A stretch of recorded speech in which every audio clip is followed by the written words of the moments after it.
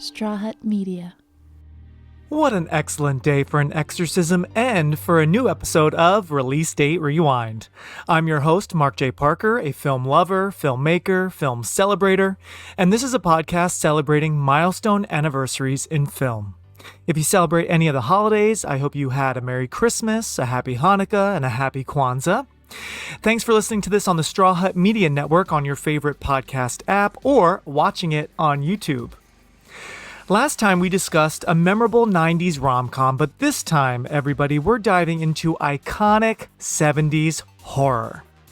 50 years ago, on December 26th, 1973, Santa and Warner Brothers gave us a little present at the movie theater called The Exorcist. Based on William Peter Blatty's best-selling novel, The Cursed William Friedkin film, more on that later, was released in the U.S. during a time of joy and sparkles and merriment, but it caused some moviegoers to walk out, become ill, faint, have heart attacks, and even suffer a miscarriage, according to the New York Times, which is really awful. Jeez. It quickly became the talk of the country and the world as it expanded. And they say it also became the first horror film to be nominated for Best Picture at the Oscars. It won 2 Oscars for screenplay and sound out of its 10 nominations. Now, we're about to spew spoilers all over your face, so if you haven't seen this shocker, or if you want to rewatch before going any further, it's currently streaming with ads on Pluto TV and Sling TV in the US. All right, kids, put down that Ouija board and hold on to your crucifix because it's time to rewind.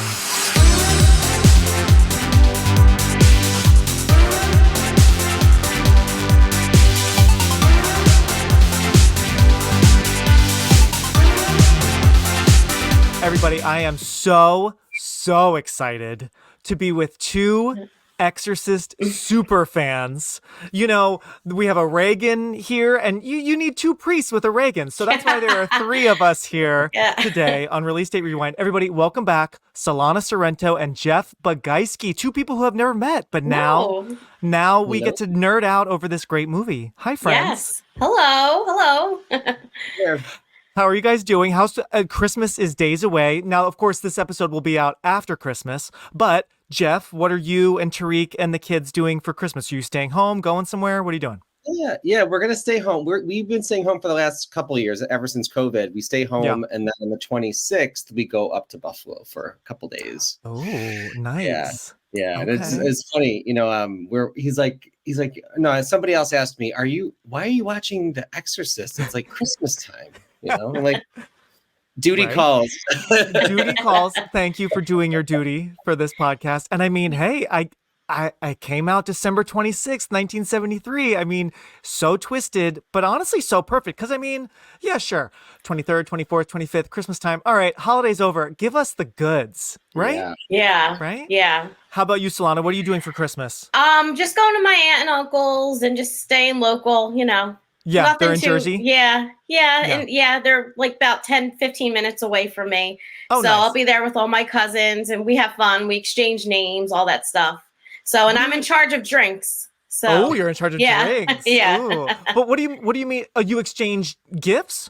Or did you say names? Yeah, at Thanksgiving we exchange names because there's just too many people to buy for every single person. Totally. Yeah. So I got my uncle. So that's pretty easy. Yeah. That's actually a really smart way to do it. Yeah. I do not miss the big family parties. I haven't gone to them in years. I actually stopped going senior year of high school. I was just like, you know what, Mom, Dad, I can't, I don't have it in me anymore. I can't with all the aunts and uncles and cousins. Sorry. Now we don't really speak that much. I guess that's my fault, but I just couldn't. So good for you with the big family stuff. And Jeff, when you go up to Buffalo, is it like a big to-do with family, or it's really just your mom up there? Well, it is a big to-do if I'm there on Christmas Day, because I have aunts and uncles. I have a bunch of cousins, and it used to be a thing where we did a whole gift exchange too. Like I used to be part of the name picking out, but now that we stay here for Christmas Day, I usually see the cousins sprinkled out throughout the week. You know, the ones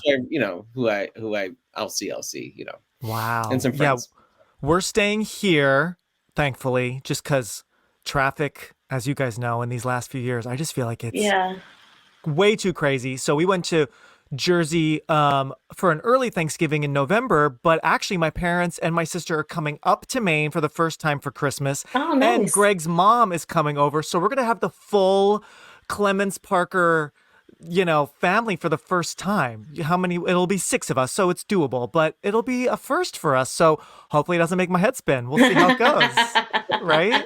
The craziest thing will be the dogs, because my parents are bringing their dog. Oh. Their dog Susie's a bit crazy. She's got a little bit of Reagan in her, Oh. and she and Cal can really go at it. So we'll see how that goes. What kind of dog? What kind of dog? They have a Shih Tzu. Oh, yeah. A wild Shih Tzu. Yeah, oh yeah. The Parker family loves a Shih Tzu. Even before I was born. They're just a Shih Tzu family. So things are just gonna go flying, much like the movie.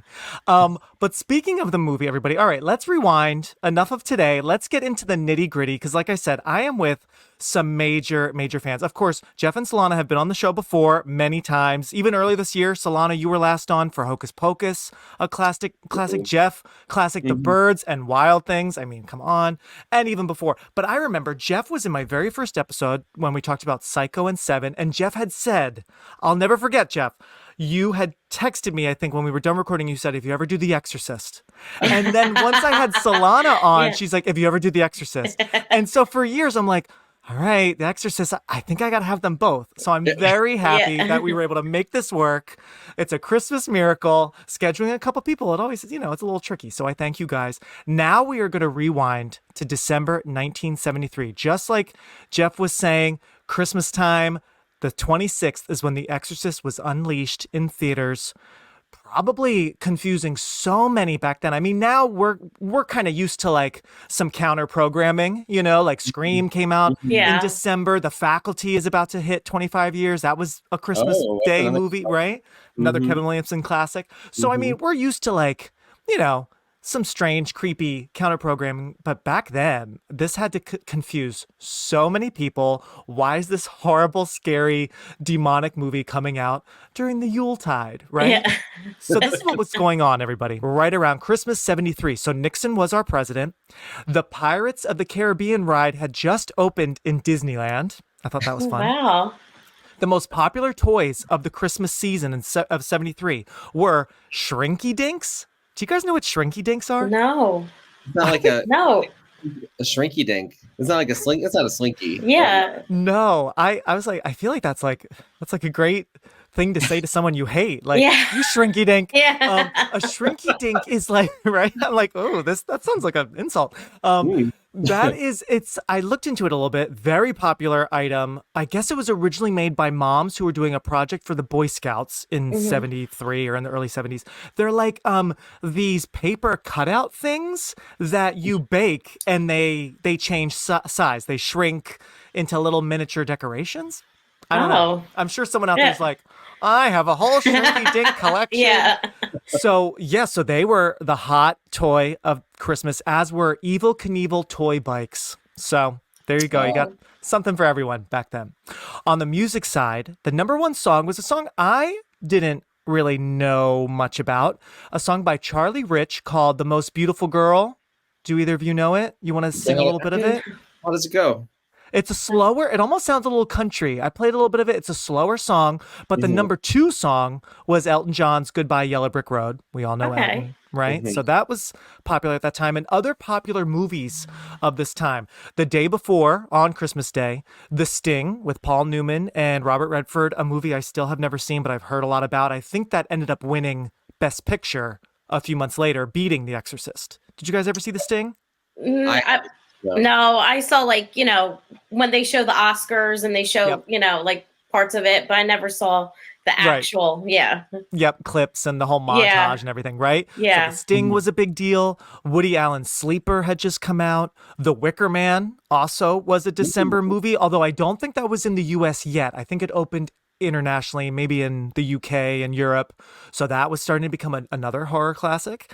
And The Way We Were with Barbara Streisand and Robert Redford again. That had come out in late October. So that was still in theaters, and that was obviously a big romance, big thing. So those were the movies that were popular at this time. In comes lots of green vomit, lots of curse words, a bloody crucifix. Uh, We'll get into all those moments in a bit. But so, here comes The Exorcist. I want to ask you both, before I ask you how to explain this movie. Always fun with two people. But let's start with Solana. When did you first see The Exorcist? Do you remember? okay, so I know my mom wouldn't let me watch it, and I started asking her when I was like in 4th grade. So, and she was like, no, you can't watch it. And then I remember they used to show it on like, it was like New York 11. And I remember I was like, can we just play it and I won't look? So I was just listening to it and I wouldn't look, but it was edited. I think my mom just didn't want me to see like, you know, some of the scenes and hear like the cursing and all. Yeah. But I think she also knew that I would probably never sleep again. So yeah. So then in 6th grade, she let me watch a little bit of it because I got the chicken pox. Oh. And I said I look like Regan because it was all over my face. And then it scarred like the whole year. Oh, so I had braces, glasses, and chicken pox marks all of 6th grade. Oh, ew. I know. So then finally in 8th grade, I watched it with my friend Ashley. We went to her aunt's house and her aunt made us nachos with cheese melted. I'll never forget this because I always think of The Exorcist when I eat nachos with cheese. And we watched it. And at first we were laughing. We're like, oh, this is stupid. This is stupid. Because, you know, like the beginning, they're in Iraq and we didn't understand all that. And then like we were up all night and like we were just so scared. I remember we went back to her house and we had all her lights on. And I was like, let's call the boys we like to get our minds off of it. So we would like, guess what we just watched? We just watched The Exorcist. And then ever since then, it's a love scare movie for me. Like not a love hate, a love scare because I love the movie, but it still scares me. So it still scares you. Yeah. Yes. It's still so powerful 50 years later. Yeah.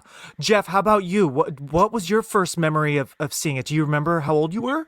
Yeah, I don't. Well, so here's the thing. I remember growing up, and my mom, same thing. Like, you know, you're not allowed to see this movie. And again, we were pretty Catholic. You know, I was raised very Catholic, so it had a lot to do with it. But my mother said, you know, she saw it in the theater with my dad, and after she saw it, she was like, I need to see a priest. I need to go. She actually talked to a priest. She spread holy water throughout the house. I mean, she went full blown. I hope she listens to this too, because hopefully it's you know, she went full blown crazy from the house. So growing up, you know, I remember, you know, it's like when you're a kid, you're told not you can't do something. All you want to do is do it.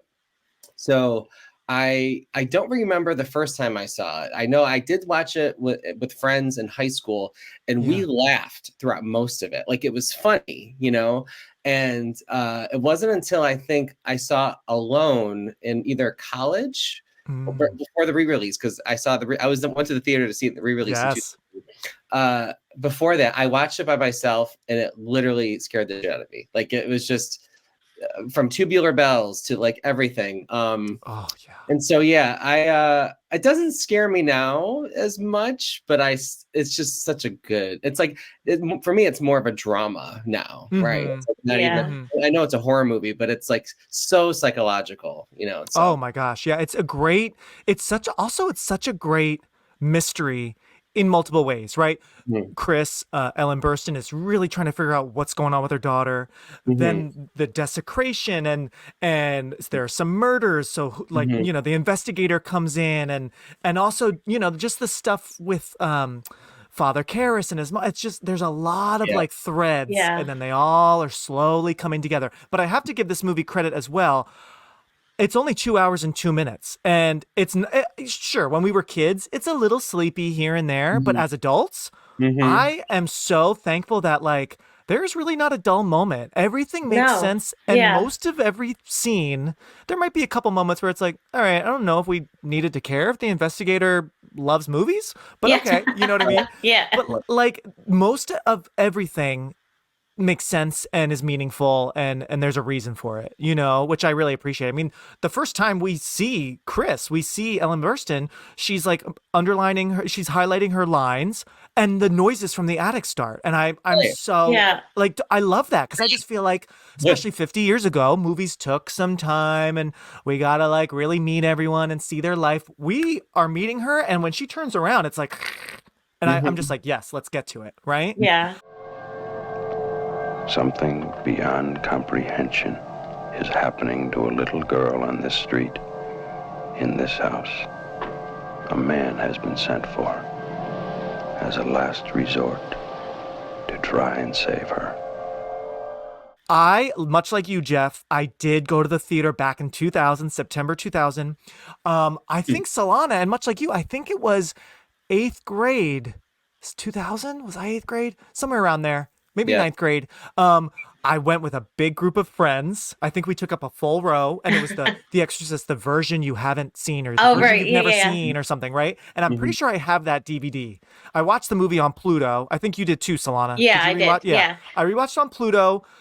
For the most part, I don't think it was too edited for TV. Like, there were some fades whenever there were commercials, so it's like, oh, but I think it was pretty much all there. But the version we had never seen had some deleted scenes. It had the iconic spider walk, which I'm truly shocked is not in the, original theatrical cut. That's crazy to me, right? Yeah, I know. That to me, when I was watching that with friends in the theater, I was shaken to my core. Like, holy cow. And I forget exactly when I first saw the movie, but I know that time in theaters was when I saw the full movie. I had seen clips, much like you, Solana. I had seen clips here and there, much like Psycho, which Jeff and I talked about. It's hard to not know certain scenes and certain lines because it's just part of pop culture. Right. You know that Janet Leigh's going to die in the shower because, like, much like Jaws, like, you just know these things in pop culture, right? So I knew, obviously, the head spinning and all these things from the movie before I saw it. But that theatrical version back in 2000, that was when I saw it, and we were shook. Oh my God, it was so much fun. Like, I just remember that spider walk scene, like my stomach, like I think I truly jumped, and I was like, and we'll get into it more, but the crucifix, oh my God. Anyway.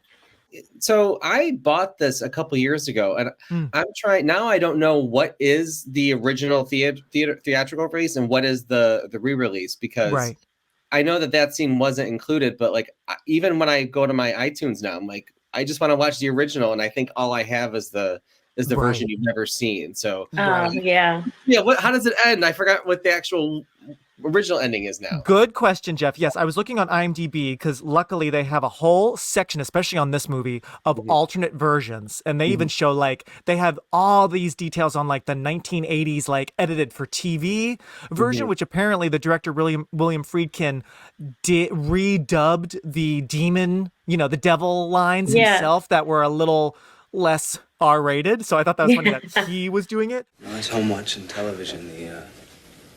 The Exorcist was on. It got me thinking of you. It did? Yeah. It was edited for TV. All the good stuff was cut out, and it got me thinking of us. 2 years ago, we started off hot and heavy. Nice solid R rating on our way to an NC-17. Yeah, so, like, I think the most famous scene that was not in the original cut is that spider walk scene, which I think happens, if I remember correctly, in the order of events. I think she does that once Mom finds out that Burke, the movie director, is dead. Yes, yeah. If I remember correctly, and I was doing some research because, again, I didn't rewatch that version.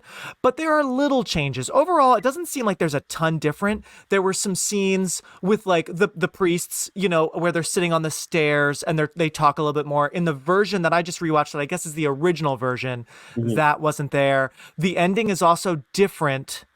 So I guess it's not in the original version, but in the version we hadn't seen before, the investigator wants to go to the movies with the surviving priest. Right. The nice priest at the end who Ellen Burstyn gives him Damien's necklace, that guy, which, Solana, that priest reminds me so much of Dave Mullen from Live.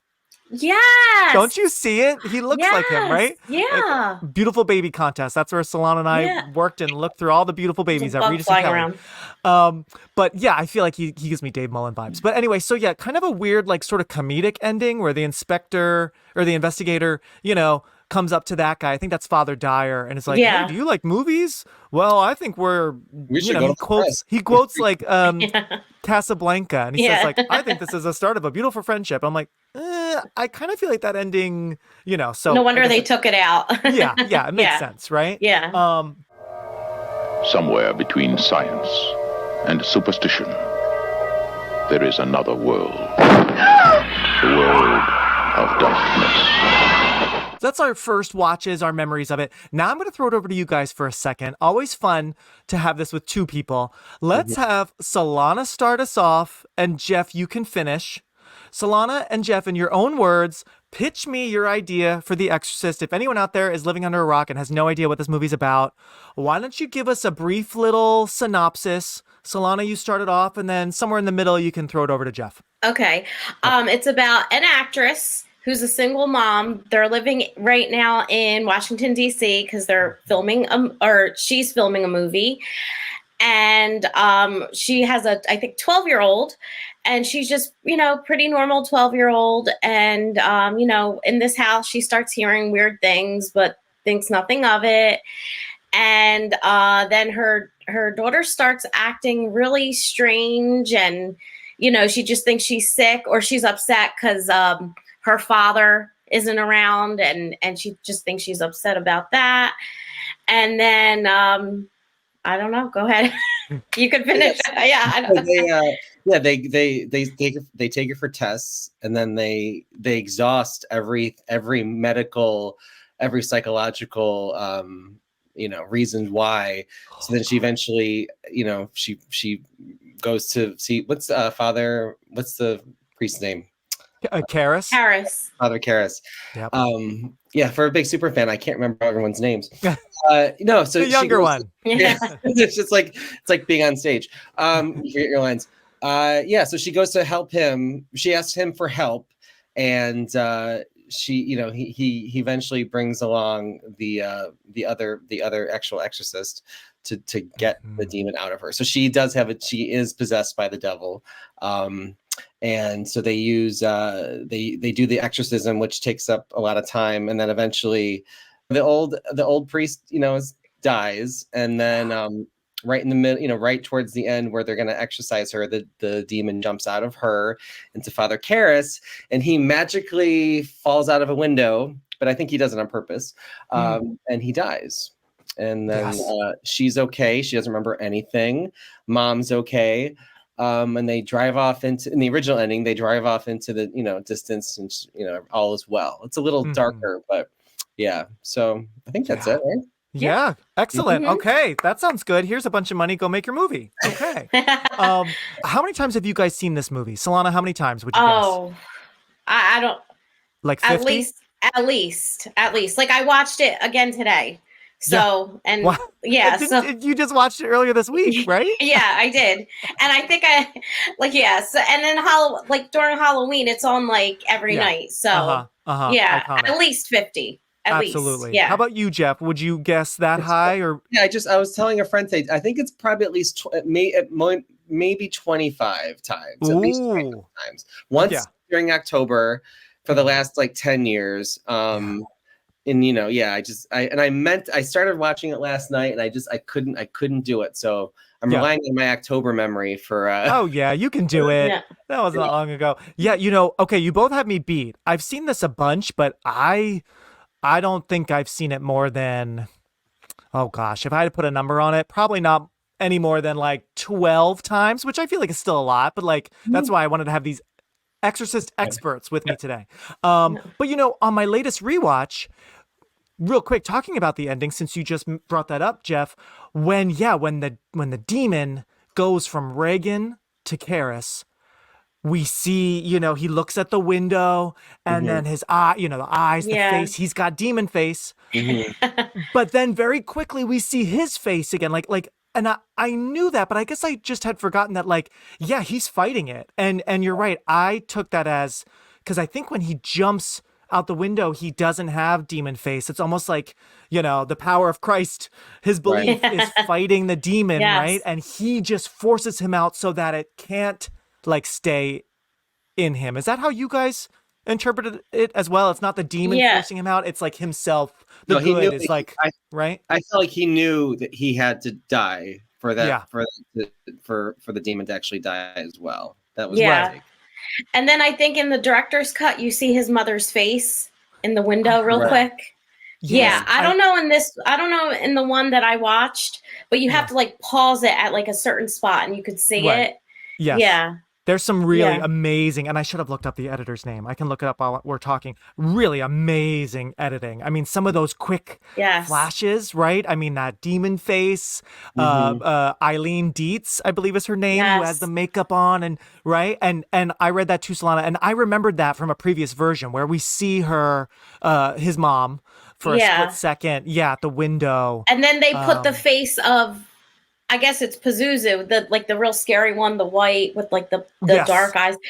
That is seen, I think, in the director's cut too. Like certain parts, like when Ellen Burstyn is walking in the kitchen and the lights are flashing. I do remember that. Yeah, because I looked for it this time, but it goes so fast, so sometimes you don't see it. But I don't think it was in this version. I don't think it was either. But I do love that shot when she comes home and the lights are flashing, and then the power like goes out for like a minute there, and the camera goes right up to her face. Like, I mean, this movie is also just so impressive because there's such artistry, like I said, the editing, the camera work, and also like just all the amazing effects before there was CGI. Because if this movie, I actually did not have time. I still have not seen the new sequel, Exorcist Believer. I know Solana has. Oh, I did. Jeff, have you seen it?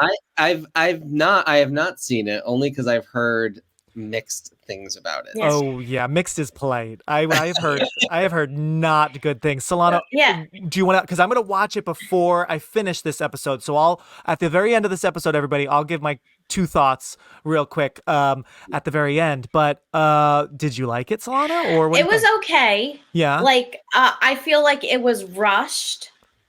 If they focused more on some things, I think it would have been a little bit better. I mean, it wasn't bad. Like 12-year-olds that are into horror, I would say watch that. Okay.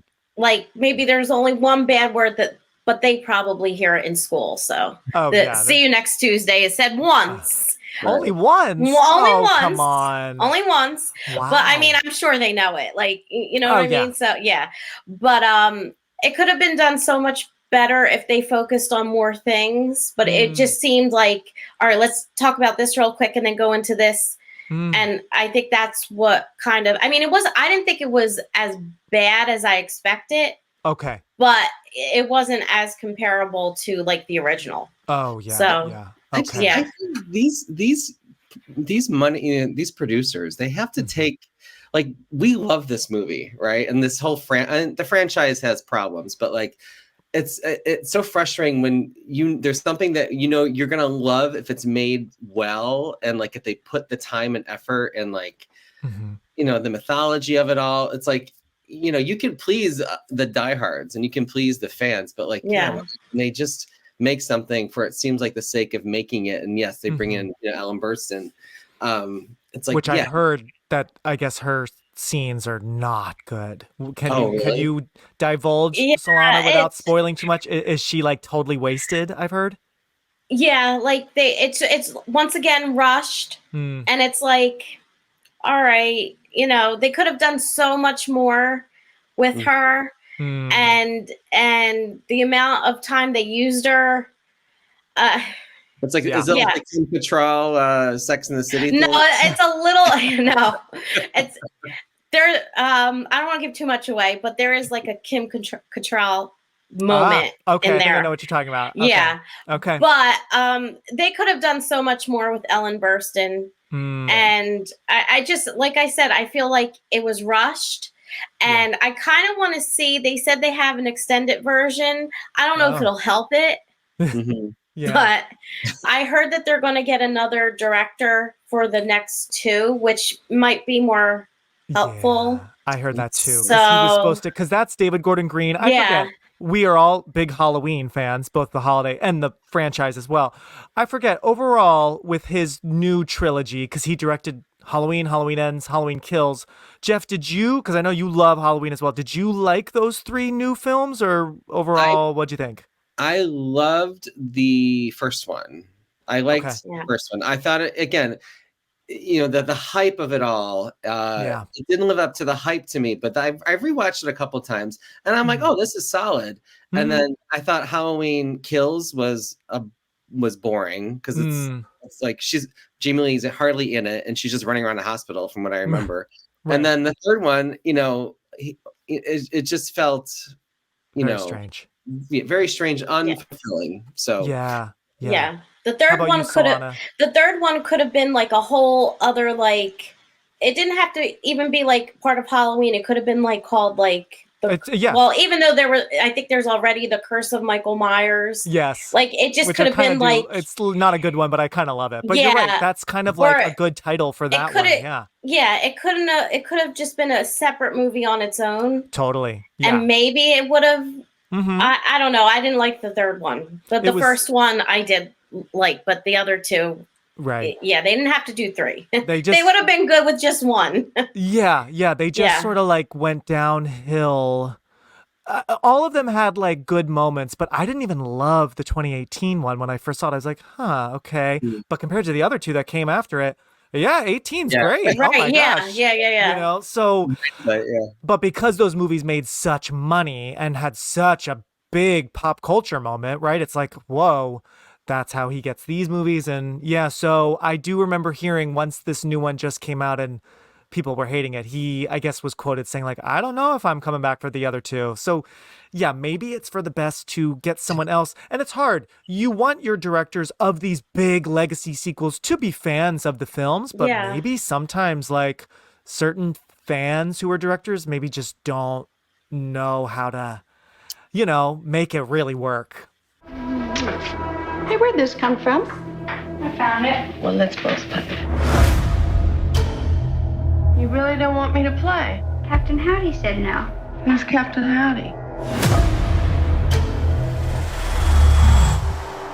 You're gonna die up there.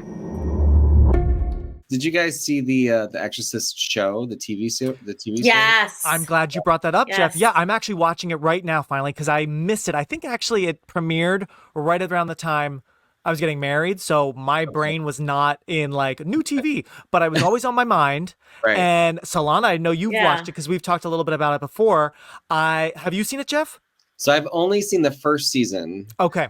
That's only worth watching. You don't have to watch the second. Yeah, is season 2 not good, Solana? I haven't gotten there yet. Okay. No, I think they're trying to do like an American Horror Story kind of thing, where it's like a different family or a different story, but around the same thing. And I mean, that doesn't even work for American Horror Story anymore. So I don't know why it would work with that. But the first season definitely finish. Yes. Oh, so you're not, Mark, you're not done with it yet. I'm not done yet, but I have, and spoiler alert for anyone who has not watched the TV show, fast forward like a minute.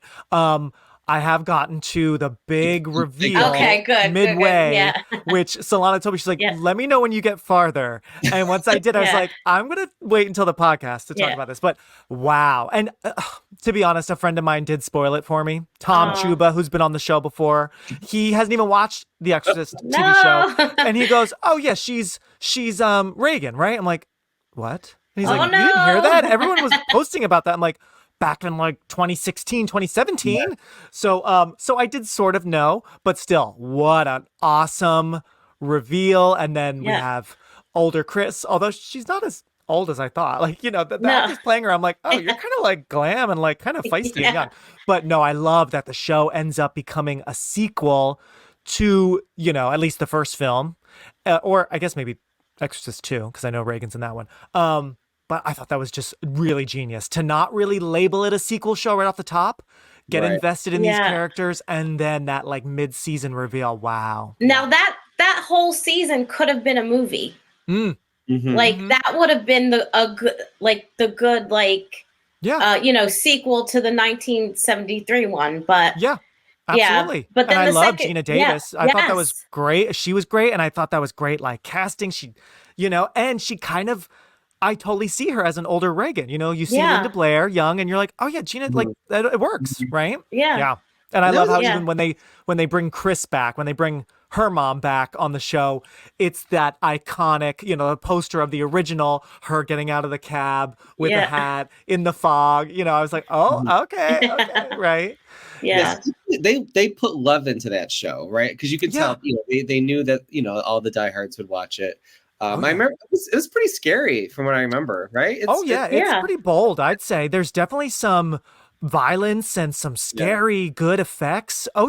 Especially it was Fox, and like I said, 2016, you know, so I wonder if it was on Netflix, you know, because 2016 also was when Stranger Things came out. So I mean, we were all getting good like kind of horror TV, so I just wonder if maybe it was a different network or streamer, if it would have had more of an impact, because it only lasted 2 seasons, right? I think. Yeah. Well, that's usually with network shows like that. You're like, oh, is it really any good? You know, because we become a little bit of snobs. Like I don't watch anything on network TV, so like the fact that it went right to, I was like, oh, I'm not going to watch it. And then I think somebody at work told me, she's like, no, you need to watch this. I'm like, wow, yeah, word of mouth definitely helped that show. Because I agree, Jeff.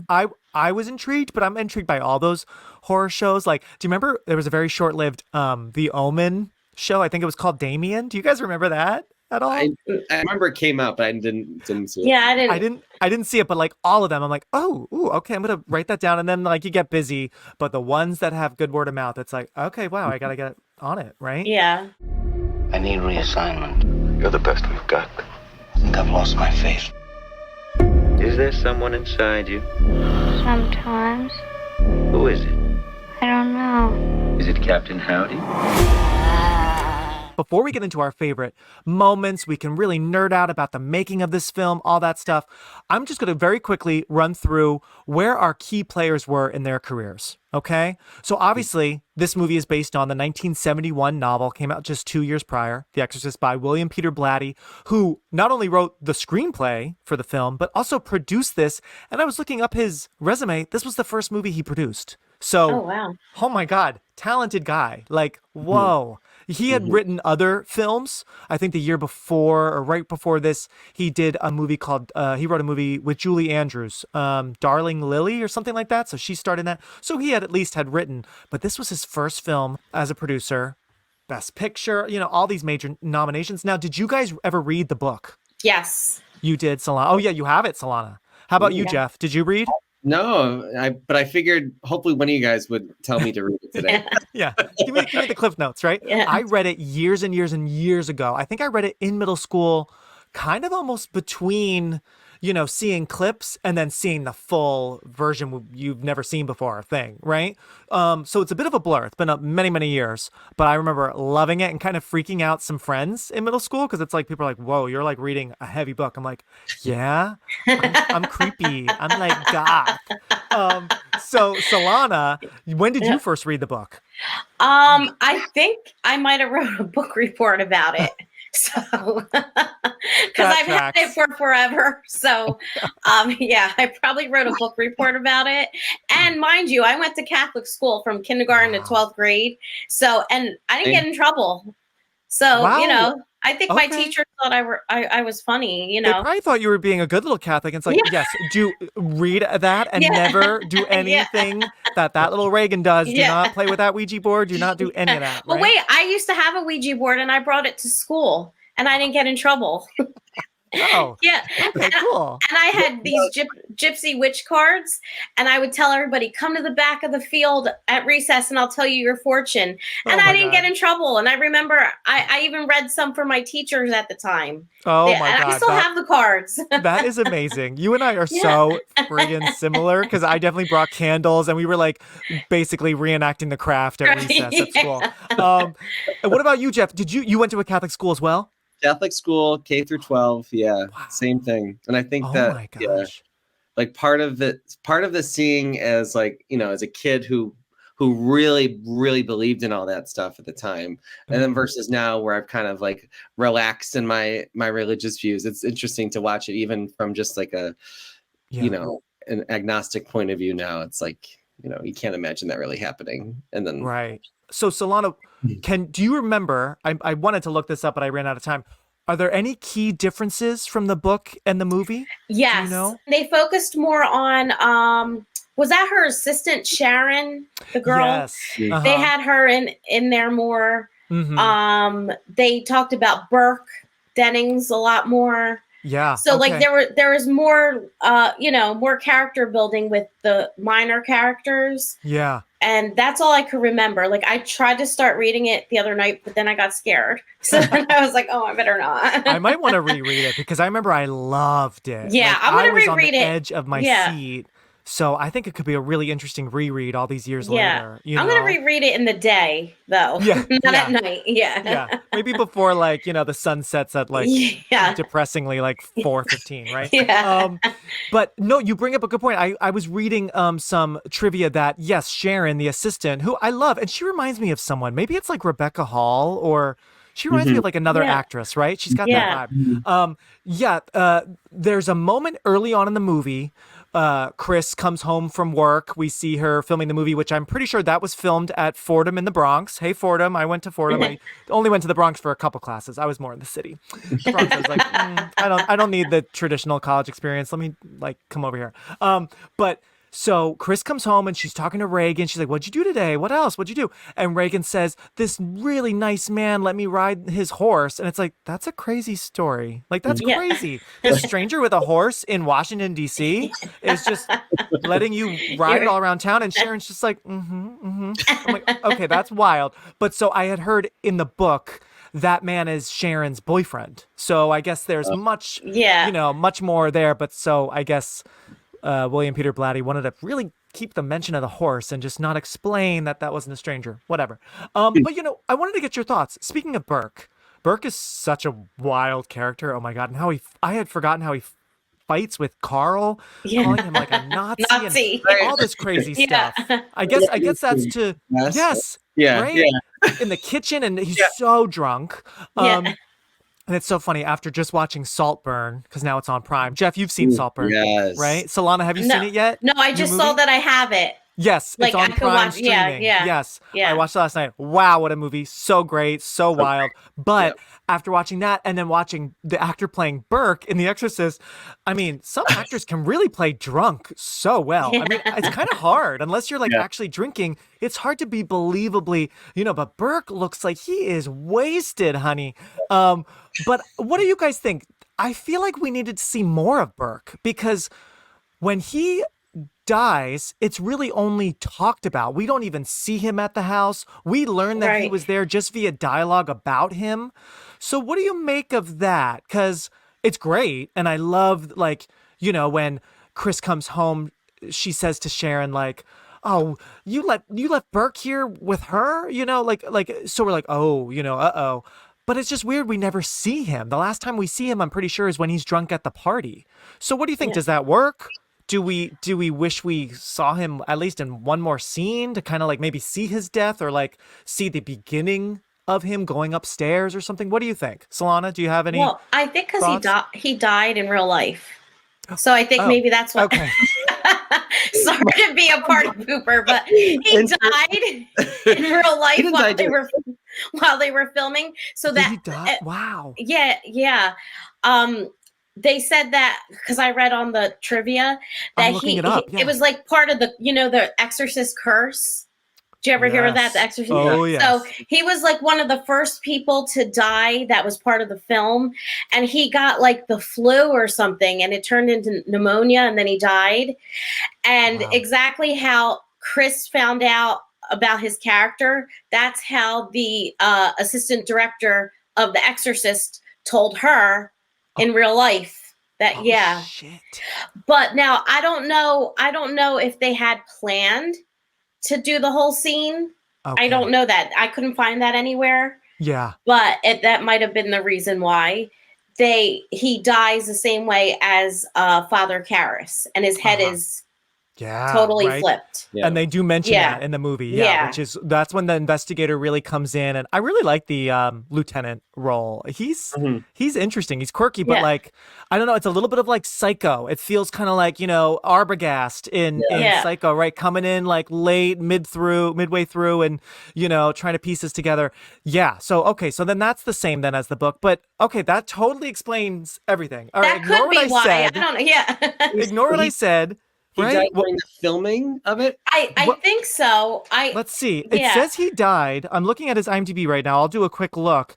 He died January 30th, 1973. So they might have, because the movie didn't come out until December 73. So he might have really died while they were filming. That is crazy. I should know this because I'm glad you brought up that it's a cursed film. Because if you guys have AMC Plus or Shudder, there was this really good show. I don't think it's on anymore, but they had about maybe 10 episodes or so, cursed films. And the first episode is The Exorcist. Yeah. And it's only like half an hour. I watched it a while ago when it came out. And once you said flu, I remembered, oh yeah, that's right. They talk about how he died, but I guess I completely forgot. Plus there's a new documentary from a few years ago called Leap of Faith, all about making this film. Have you guys heard about that? I saw that. Oh, you saw it. Okay. I need to see it. It's from, I think it's more of like the director's perspective, Yes. which you would enjoy because it's more about like the actual process of making a movie. Yeah. Interesting. I mean, especially with a movie like this, I need to know way more like how they do all the things. But in that Cursed Films episode,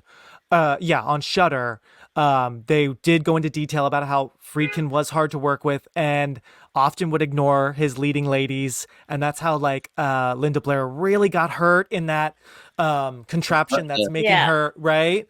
Yes, really. You can see in the movie it's throwing her around. And then I think when Ellen Burstyn is slapped by Regan and like falls on the ground, when she really kind of screams when she hits the floor. I think if I remember correctly in that episode, she hits something on the floor that like pins her back, and she said she was in so much pain and like he kind of didn't care. So yeah, it makes me think of The Shining, how Stanley Kubrick just didn't care that Shelley Duvall was like in agony making the movie. So sadly, that's just how things were back then, you know? Yeah. No, I think I heard that she had like a long-standing injury from that. From that one. Mm-hmm. But anyway, I mean, I'm sure he's difficult, but I mean, the movie, he's done some good things. I mean, he did Boys in the Band, which I think was which is interesting. I haven't seen that early version. Did you see the original? That's good, Mark. You should. I gotta check it out. It's pretty good. Yeah, that's pretty amazing. He did that, I believe, pretty soon before this movie. I think that was maybe 70 or 71 or something, right? Because right before this, and now I'll talk about where he was in his career. Right before this, he was already Oscar winning. He was an Oscar winning director for The French Connection just the year before this, right? So a lot of Oscar caliber people, of course, right? Ellen Burstyn, who's really amazing in this movie. I love when she just loses it and screams. She's screaming at the doctor. She's screaming at Karis. She's screaming at Carl. Like she is just oh my God, on the phone. I've been on hold for 20 minutes. Like her voice must have just been hoarse every day from screaming. She, what did she just do? She was also just nominated for an Oscar for The Last Picture Show the year or two before this, right? She, of course, had been in a bunch and ended up getting even more Oscar noms. Love her in Requiem for a Dream. Oh my God. Yeah. Excellent actress. And I was going to say years ago, but probably like, let's say, I guess it was close to 10 years ago when I was a cater waiter as my side job in New York. I was holding hors d'oeuvres at some event at the opera at Lincoln Center in New York. And she came in, and I was so scared. She does not have a very warm, love her to death. No shade. Yeah. Love you, Ellen. Please don't come for me. But yeah, she does not have a warm demeanor. She came right in looking at me, and I think she was just like, I think maybe I had like water. And she was like, water? Where's the good stuff? And I was like, oh, it's right over there. And she didn't say thank you. Like, so I just got like quite a, you don't fuck with Ellen Burstyn, right? Yeah. Anyway, but so that's where she was in her career. We have Max von Sydow. I mean, wow, as Marin. Merrick. Wait, what's Marin? Marin. Yes, yeah. Merrick is from the Buffy the Vampire Slayer movie. Sorry. Father Marin. Yeah. I mean, he was so famous from the movie The Seventh Seal, Bergman, years prior. I mean, had to watch that in college. I'm sure a lot of people listening are like, oh yeah, the Seventh Seal, right? He was a big deal. Now, you know who wasn't a big deal? And it's really impressive. Jason Miller, who plays Karras, this was his first film. Oh, wow. Like, whoa, that's amazing. Yeah. Like, this was his debut. He ended up being an Oscar-nominated supporting actor for this movie. So, I mean, I think he does a great job. He feels so... he just feels like an actor that's so experienced and everything, but like this was his first big thing. Although I am surprised. I looked up his age. He was around 33, 34. Younger than us. I'm like, oh God, that guy looks a bit older than that. Yeah. But I mean, I guess that was the 70s, right? Right. Yeah. He passed away. He's not alive. He did pass away, yes. Yeah. Yeah, sadly, definitely some of these people have passed away. Friedkin just passed away earlier this year, right? Which is crazy timing with the new film. And I read somewhere that Friedkin was telling, I think it was like a film critic friend of his. I think he said something, maybe you heard this too. I'm going to paraphrase, but he said like, oh yeah, they're making a sequel to my movie with the guy that did those Halloween movies. And he said something like, it sounds like it's going to be a comedy or something. Oh, no. He basically was like bashing it already to him. And that was like one of the last conversations they had. So at least he I guess he got an inkling that it maybe wasn't going to be so good. But yeah, I think he passed away in August, right? Max von Sydow, I think, died only a few years ago. And I'm like, how old was he? Yeah. Like, he was older Great than question. You know, I think he was younger than Jason Miller. And they made him look older. Something like that. Yeah. They did makeup on him to make him look older. Okay, let's see. Today in the trivia that they did, they gave him little age spots. Yes. And you can tell when he comes back, when he comes for the big finale, I mean, he is as white as a ghost. It's like, okay, he's old. He's not like I know. Yeah. I always associate Max with devil stuff because he was in Needful Things too. So he was always Needful Things. Wow, I forgot he's in that one too. I've actually never seen the whole movie. Is that good? Needful Things? Stephen King, right? I mean, 12-year-old Jeff enjoyed it. I don't know how. Okay. No, was it a mini series or I can't remember? I think, or is that something else? Or is that Salem's Lot? Salem's Lot was a TV movie miniseries. I still need to see that. But Needful Things, I'm pretty sure was like a theatrical movie, right, Jeff? Yeah, I remember the trailer. Needful Things. Yeah, it was like He was in that. Yes. Okay. The age difference. Okay, I'm shocked. I am really surprised. Okay. This is kind of crazy, guys. So Jason Miller was born in 39. So yeah, he was, like I said, around 33, 34 making this movie. Max von Sydow was born in 29, only 10 years older. So yeah, he was like early to mid 40s. Oh, wow. That's crazy. Wow. Jeez, modern medicine, really. Thank you. Oh my God. 40s. Oh my. Jeez. Oh my gosh, we really could play these roles. Yeah. We got Regan and the priest right here. We're age appropriate. Yes. Oh my gosh. That's crazy because I know Ellen Burstyn was in her early 40s, right? She was probably born in the early 30s. Wow. Okay, so that is wild. Okay, I definitely thought Max von Sydow was, I don't know, just like at least 60 or something. He did die in 2020. You're right, Jeff. Mm-hmm. Oh, wow. Okay. He just March 8th, 2020. Yeah. You know, and he was the voice of Vigo in Ghostbusters 2, the painting. Oh, yeah, Vigo. Oh, Vigo. That's so he was that voice. Oh my gosh, how funny. Solana's a big Ghostbusters fan, everybody. And did you know, Solana, this summer coming up, it's the 40th anniversary of the first one. So if I do it. Oh, yes. Yep. I probably will. So start preparing. Not that you need to. Yeah. How do you go about getting an exorcism? I beg your pardon? I'm Damien Karras. I'd like to help you. Where's Regan? In here with us. Last but not least, of course, Linda Blair, who I believe was only 13, 14-ish in this movie. She had done a couple things. I didn't recognize the titles, but she had done 2 or 3 movies, TV movies, that kind of thing. So she had at least a bit more experience, I guess, than Jason Miller. And she is, Linda Blair, guys. Let's talk about Linda Blair. She is so good in this movie. I mean, yes, she's not saying a lot of those crazy lines. That's like a scary voice, but she has to lip sync. I'm Damien Karras. And I'm the devil. Now kindly undo these straps. If you're the devil, why not make the straps disappear? That's much too vulgar display of power, Karras. Yes. And she's wearing that makeup and those contacts. And I mean, contact lenses today aren't really the most comfortable, those colored ones. But back then, 50 years ago, that had to be agony, right? Yeah. What do you guys think? Jeff, I'll go to you. Like, what are your thoughts on Linda Blair's performance? I mean, she's understated, right? In the beginning, she's very, she's like this sweet girl. She's really playing into like an all-American kind of girl, even though she's got this, mom for an actress for a mom.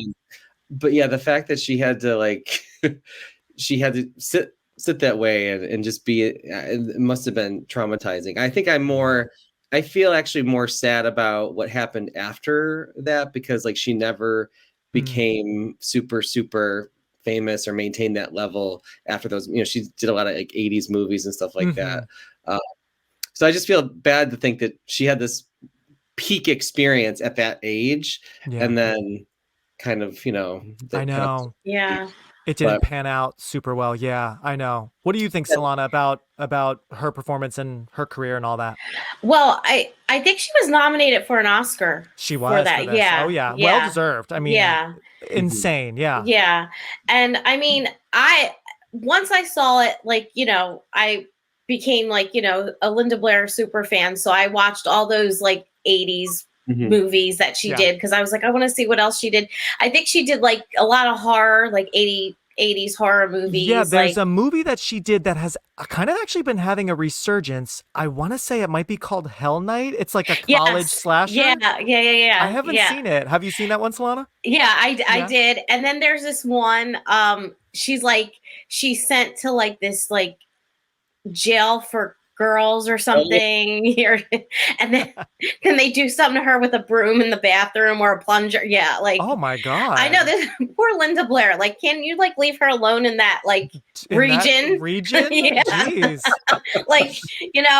She must read these scripts and she's like, oh yes, I've done that before. Okay. But you need me. Yeah. But I did actually see her in Grease on Broadway. Wow. She was Rizzo. And she was good. She could sing. She was good. Now, when was this? Oh, I must have been 11. It was after Rosie and after Brooke Shields. Okay. I think Grease after Rosie, it was on for maybe 5 or 6 years. So they always got somebody big to Notable. play, either Rizzo or Danny or something like that. Yep. And she was Rizzo, and she was good. She was really good. And I'm sad that I didn't get go to the stage door and get her autograph, but I was with other people. So they were like, okay, we got to catch a train. Come on. Yeah. If I was with my mom would have taken me Oh, Linda Blair. Yeah. Oh but my so, gosh. so she is, she could sing. And then in The Exorcist too, you could see she could dance too. She was tap dancing. I don't know if you ever saw that, but then all of a sudden she's possessed mid stage. And what's funny is well, it's funny, but it's not. But okay, so when I was younger, after seeing this, my mom's a dance teacher, so I always performed on stage. So after The Exorcist 1, of course, I had to see Exorcist 2. Right. And then it's not sad, but it sounds sad. So I didn't talk to my father. I still don't. But on my birthdays, he wouldn't call. And I remember my mom screaming, you can't call your daughter. It's her birthday. Just like Chris MacNeil. Yes.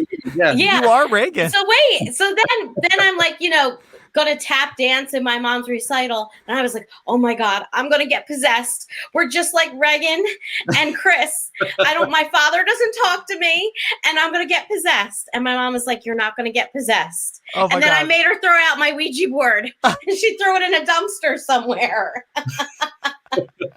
Wow.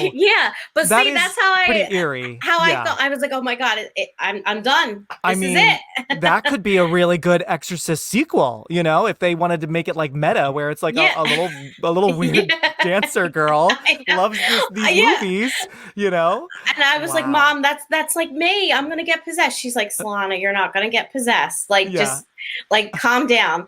And I was like, yeah, but my father doesn't call me either. And she was like, that's not why she got possessed, Solana. No. Calm down. No, that'd be really dark if that's the reason.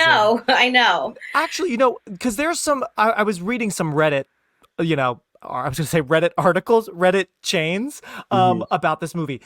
When and why do you think Regan is possessed? Because the movie, maybe for a good reason, I think it works well because we really don't know why Regan and like where in the timeline do you think it happens? Because we don't see, all of a sudden she just like has the eyes. It just is a very slow progression into this. Why Regan? Don't they? Well, I'm gonna probably ask another question too. Is like why do we think that Father Marin released it when he was in northern Iraq? It's like, because you see he gets really spooked out by the artifact, and then you see that cuts to the dogs barking and fighting each other, and then we see the pan to Georgetown, right? Yes. But as far as like why do I think what makes it so scary is because the movie itself is because they did the devil, they chose this innocent girl for no reason. No reason. Like, yep. And I remember when I talked to my mom about this, she's like, it's like I just don't understand why they picked a little girl. She was so innocent. And I'm like, well, yeah, that's why it's so scary. Exactly. If the girl was, a rambunctious teenager, why not? She deserved it, but this girl didn't deserve it, right? So right. All the more compelling. Absolutely. I had forgotten in the movie they never actually say Pazuzu, but we have heard that, Pazuzu. So it's funny, that's never really spoken, but we just kind of culturally know that maybe from the sequels. But he's staring at that statue, and the dogs are going crazy, and he's already kind of gotten sick, right? And then, then that's it. Then it just fades to Georgetown, and it's not like Iraq and Georgetown are next to each other. So it's like, why all the way over here, I guess it's just to show. And also that was some time, we don't know how much time has passed, but it seems like that was at least a few months before Georgetown. So maybe it just kind of passed from person to person, makes its way to Georgetown, right? So, what about you, Solana? Why do you have any theories or anything about why Regan? You know how I watch all those like ghost shows and So they say that like if you're like in a bad spot or like weak, spirits or demons prey on the weak. So maybe because she was so innocent, and they also say because in the book that the Exorcist is based on about the boy that was possessed, they said that like when you go through like puberty, I don't know. They said something like the devil is more susceptible because your body's changing. And then like if you do things like the Ouija board and stuff like that. Now, what I don't understand in The Exorcist, and I got to reread the book, but where'd she get the Ouija board? Did it just like appear? Like, yeah, because they're in the basement, and because I've done a couple scenes from this in my acting classes with teens, the psychiatrist scene when she grabs his crotch. I just say, just grab his arm. That and then the Captain Howdy, which is such a freaky something about that. You don't, even if it wasn't even in this movie, you're like, Captain Howdy, what? So they're in the basement, and from what I remember, I just rewatched. It's just sort of there, but they're renting this house, so maybe it's just there from the previous owner. I don't think they brought that with them. I mean maybe, but I doubt it, because mom's like, where'd you get this? And Regan's just sort of like, it was just here, it was there, I've been playing with it, right? So I took that as, I guess it's just from whoever actually owns the house, it's just there as a toy, right? But I mean maybe like the connection is to get Father Karras was really like struggling. He didn't want to be a priest anymore. Right. So maybe the whole point was to get him to have his faith again. Yep. I don't know. Absolutely. Maybe. And some people definitely agree with you. I think that makes sense, that it's almost as if like the demon, the devil knew that Karras was there and was really like on the fence. And so they wanted to test him, and they did that through this innocent girl that will need his help, So that sounds right to me. That works, It's just because we don't really see, like a movie today or a different movie would like, have the Evil Dead camera, and all of a sudden it just goes to Regan, right? Yeah. But we don't know until she's already, peeing on the carpet, right? That it's like, wait, right? Yeah. It's these little things. That's when we realize like, oh, something's wrong with her. Now, what do you Yeah. guys make of the desecration? How I think is it the Virgin Mary statue has like Yeah. the pointy boobs and like, Yeah. first of all, how, like, what is that? What, like, Well, that's what the way that movie, the way he made and the way they cut that movie, every cut is so great because it's so sharp, right? It's like so sharp. it's Yeah. a hard cut. Exactly. You know, you just get the pan of the priest looking, and Yeah. boom, it's right there, and then nope, next scene. Yeah. Uh-huh.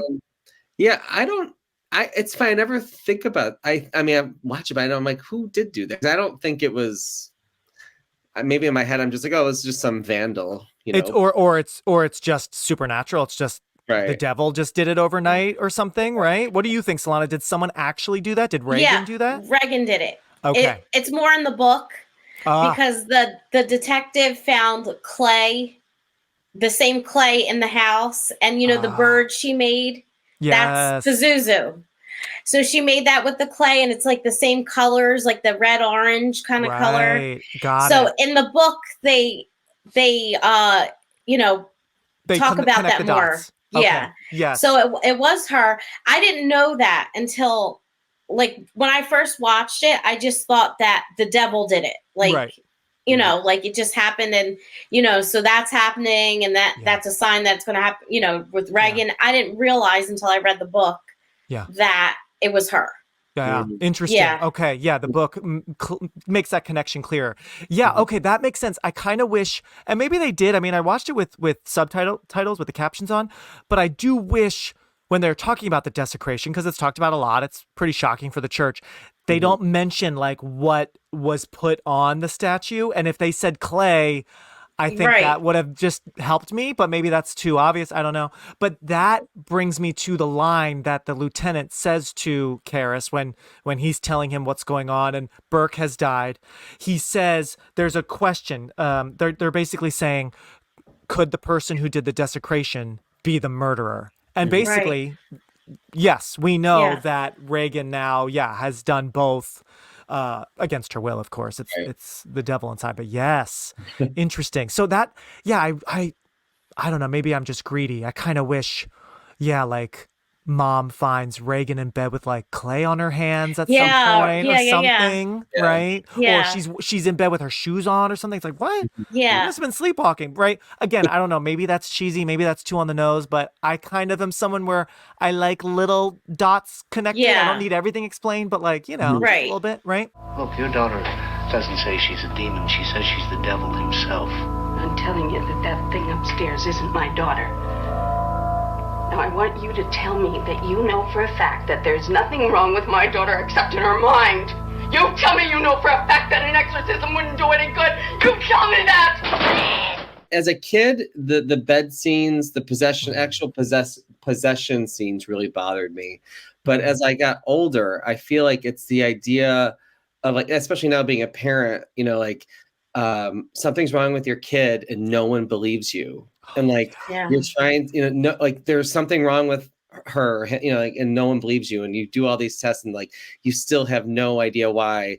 And like the idea that the mom was, you know, she didn't believe in anything. So like it wasn't like she felt like she was being punished. She just didn't, you know, because I feel like if she was a Catholic, oh my God, I must have done something. This is why my daughter's possessed. But like she was just like living her life, and all of a sudden this happens to her daughter, and you know she's not, you know, doesn't believe in religion, and she's upset that someone puts a crucifix underneath the pillow, right? Yes. And like it's like she's trying to fight it as much as she can, and then you know she goes through that whole experience. For me, it's the whole buildup of the actual possession, which I think always gets me. That's all those parts. And any, like you said, any part with Ellen is my favorite part. Like she's my gosh.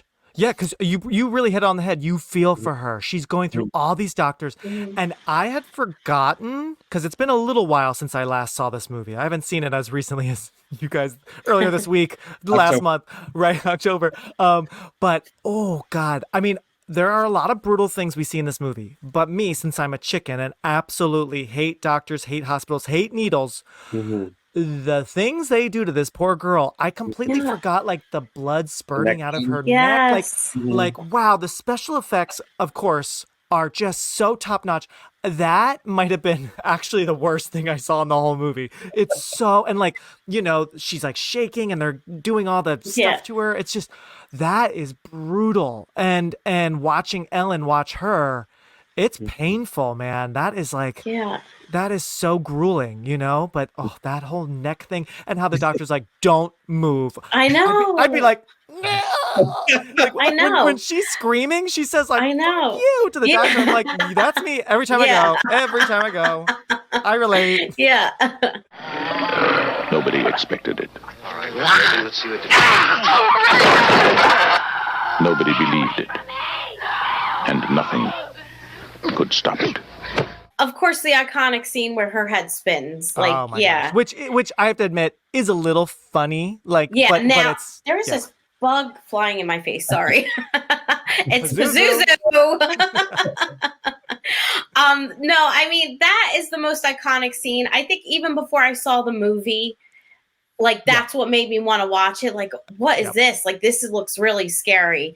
Yeah. I mean, now I you know, it's not as scary as when I first saw it, but I mean, you know, when it's late at night and you know, you have to walk in the kitchen and it's dark and you think of that scene, it is scary, you know, it's so effective. Yeah. But I mean that, and I'm like the crucifix scene that, like, I was like, because I was only in 8th grade and I was like, this girl is like our age. What is she do? Like, oh my God. And then she grabs her mother's head and I was like, oh my God. Oh my God. Seeing her grab her mom's head and then Ellen's face is bloody. It's like,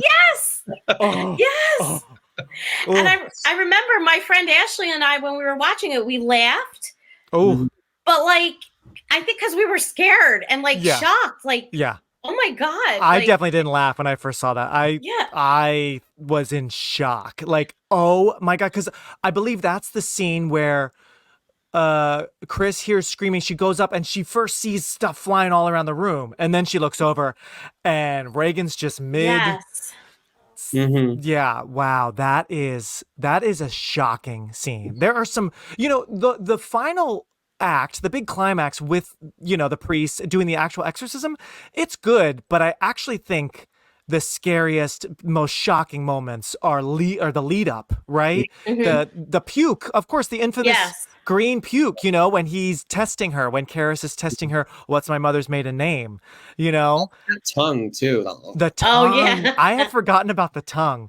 And I did read that I guess they shot the spider walk scene multiple times, and I remember in the one version she's coming down, it cuts to mom obviously horrified, then it cuts back to her and blood's spurting out of her mouth. But I guess there was also a version where she had like a serpent tongue that they didn't end up using, but they used the tongue later in the movie, which is kind of funny, but it's great. It's so great, you know.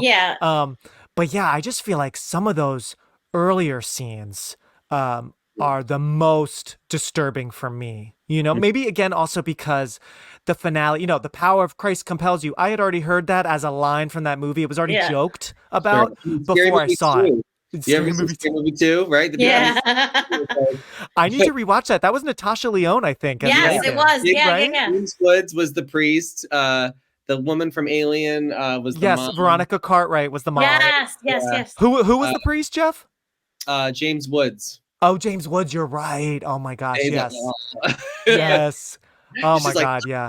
Me, and he's like, okay. Oh God. Oh. The power of Christ compels you. What an excellent day for an exorcism. Just the things that, again, Linda Blair had to say. Wow, I really wonder what her parents. I mean, yeah. Do it. It's a big opportunity, but whoa, this is so wild. Like, just to imagine like what her friends back at school, like she's done filming the movie, they see it and they're like, whoa, you know, like that had to be so wild. Yeah. Oh my gosh. Yeah.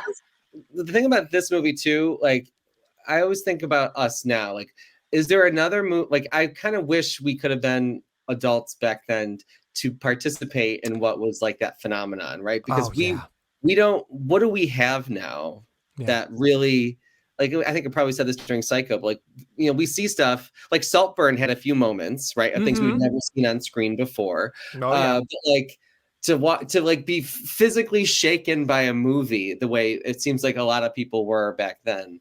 I'm so jealous of that experience, I am too, Jeff. Well said. I agree. And it's much like Psycho. And yeah, I didn't see Saltburn in theaters, but someone did say, like, try to see it in a theater with people. But yeah, I just didn't get around to it. And hollering. I mean, they were like, oh my God. Oh my. Yes. There were that. But also, I think there are people that they're probably like young, like 20-year-olds, that haven't really seen stuff before. Yes. I'm but like a movie like this, if we all were alive and of the age to go, I mean, I'm jealous when you hear, there are recordings of the audience, screaming and people would leave the theater throwing up and your mom, Jeff, needed to talk to a priest. Now tell us more about that, because that is so interesting. Why did do you know why she felt compelled, to talk to a priest just after seeing the movie? Was she worried, much like Solana, that she was going to get possessed, or? Like I remember she told me this, if I'm hopefully remembering this correctly. My dad had dragged her to see it. She didn't want to see it. Yeah. She saw it. She was mortified. And then, she just, I think at one point she just talked to one of the priests, because she used to go every Sunday. Mm-hmm. So it was probably like a little like after like shaking the hands at the end. She's like, by the way, I saw The Exorcist. But then she did say like there was one night. So I don't know that's probably a short conversation. I don't think there was like a 20-minute come in my office and sit down kind of conversation. Yeah. It's probably just like after church. But then, she said one time my dad was working late or something, and she heard noises, and was my brother alive then? I don't remember if he was born yet. But then she sprinkled holy water around the whole house. I mean, I guess made it feel better. I mean, I did it as a kid. I mean, I used to, if I felt like I was spooked out as a kid, I had a like, it looked like an old milk jug with like a little maple jug, like with a little teeny tiny handle filled with holy water. And you sure shit, I use that all the time. Yeah.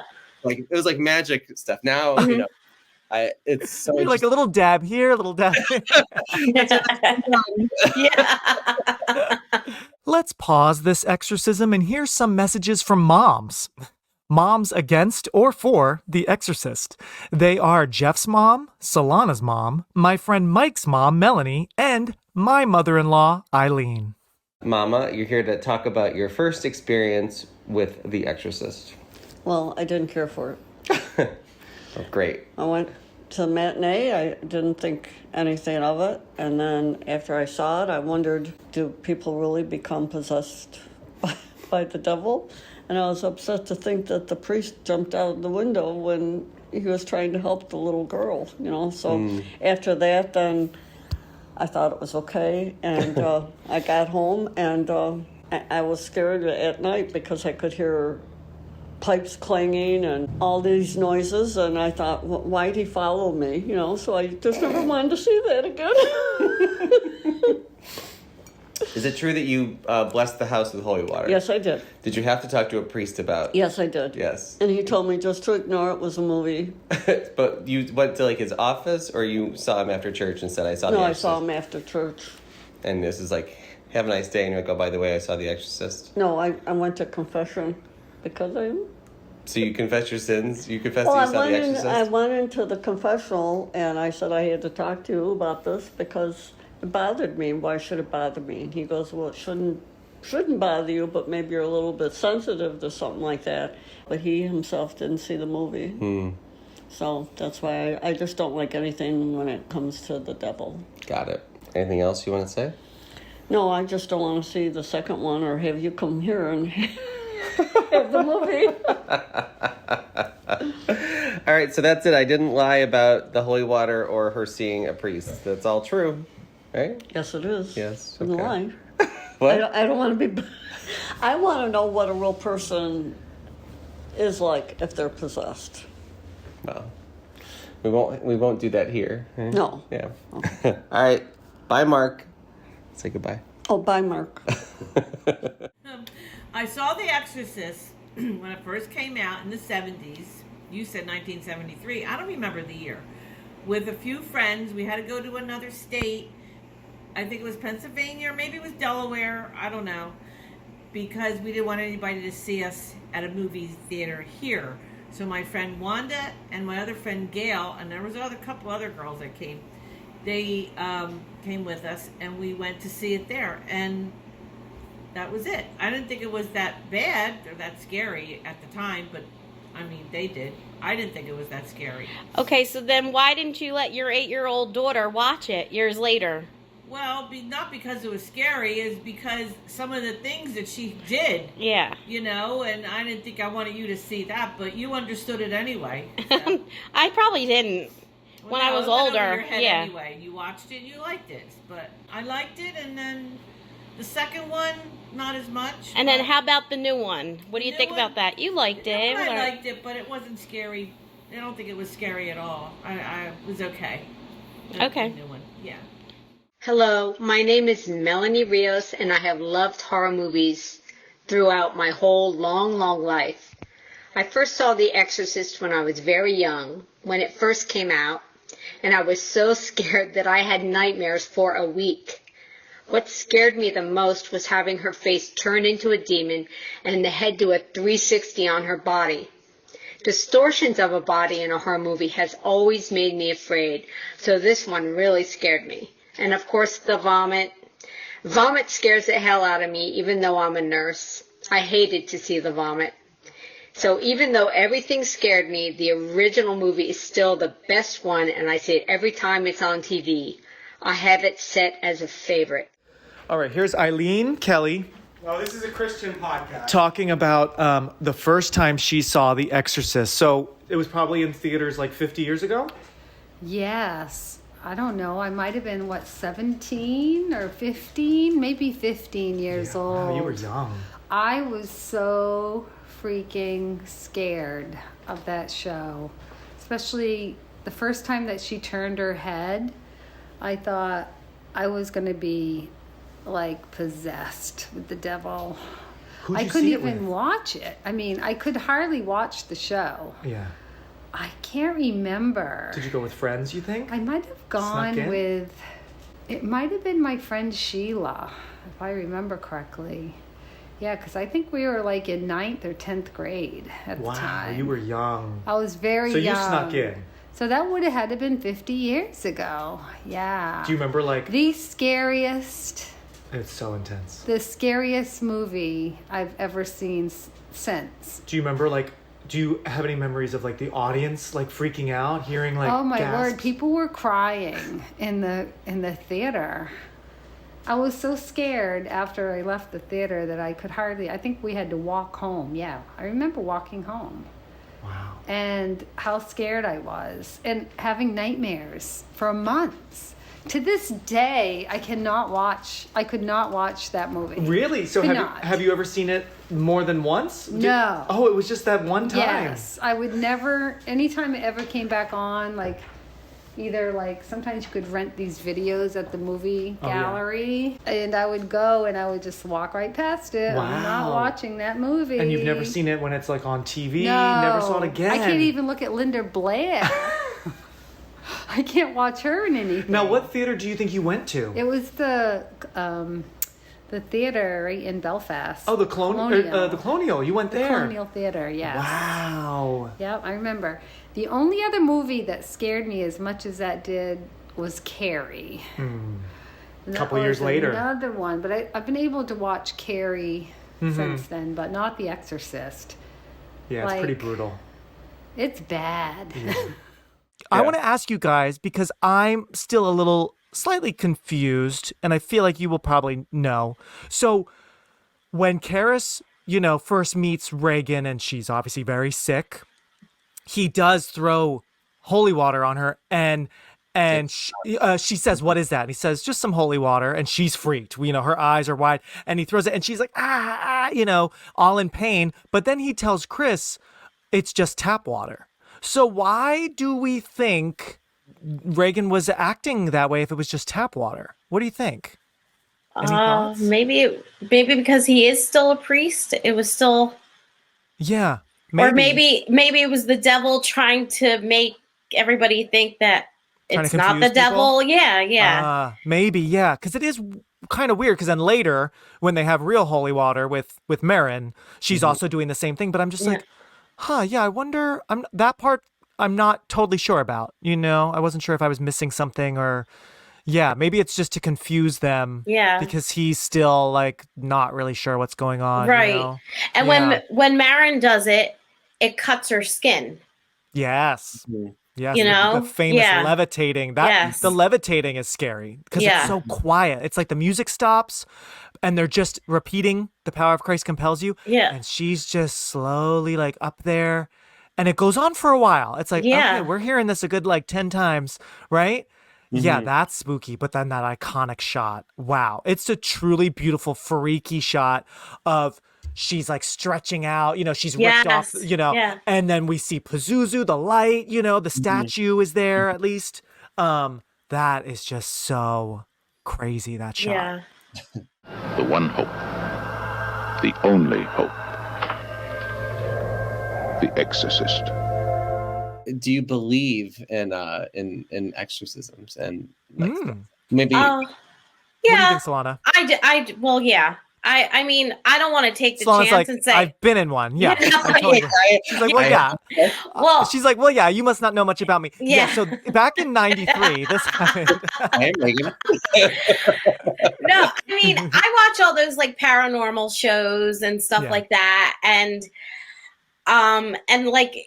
I always like to read, like, whenever I'm interested in something. And so, like, when I became interested in The Exorcist, I read anything I could find. Yeah. And, in fact, I just found an article, then I lost it because I was going to send it to you, Mark. It's about the priest that Russell Crowe played in that movie. The Pope's Exorcist. Yes. Oh, yeah. Is that any good? I know that came out. It was all right. Okay. It's not terrible. It's not terrible. Yeah. Okay, I'll check it out. Yeah. I mean, like the possession is just like The Exorcist. The boy says things and has a scary face and all. But the real actual guy, I forget his name. He lives in the Vatican, and he was saying about that he performs exorcisms every day. And Whoa. And he says he never has a day off. And he does them in the Vatican. He travels. I mean, I would like to see that if I could see it on video. But I mean, I don't know. I don't want to know firsthand if it's real. But like, Be careful what you wish for. Yeah, I know. But like, I mean, I believe that it could happen to some people, and just in case, I have smudge I got from. So I figured I'd smudge the room just in case, Oh, yeah. And because I have a friend right here next to me that I keep on forgetting. Yeah, do you want to introduce your friend? Yeah. Let me just turn her on for a second. Oh, okay. Yeah. Let's turn her on. She would be interrupting everything, so. Oh, she's a noisy gal. Yes. While Solana Oh my gosh. Oh, wow.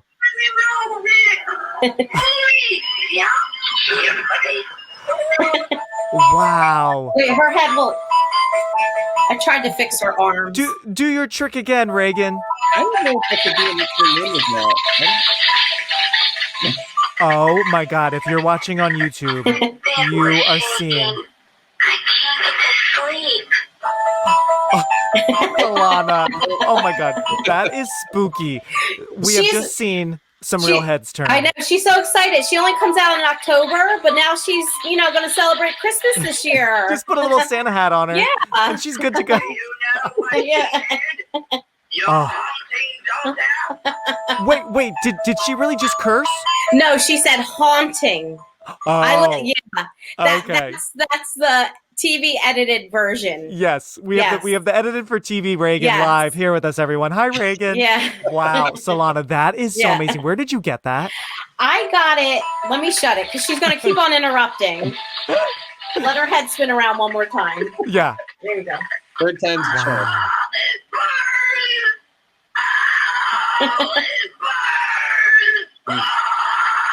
I'm in love. This is amazing. I love that she says different lines. It's not just the same line over and over. Wow. Now there's one that you could put in bed and she'll raise like halfway. I'll get that for you. Yeah, that'll be a birthday gift for you. So I got this after Halloween. It was like $400 original. Wow. But I didn't pay that. No. I got it after Halloween and it was a floor model. So I was like, she's messed up. I need more money. Like, look at her hand. So I got it, I think, for like $100. Good for you. This was a long time ago. Yeah. Oh. So she was a floor model and Please tell me you store her in. Do you have an attic?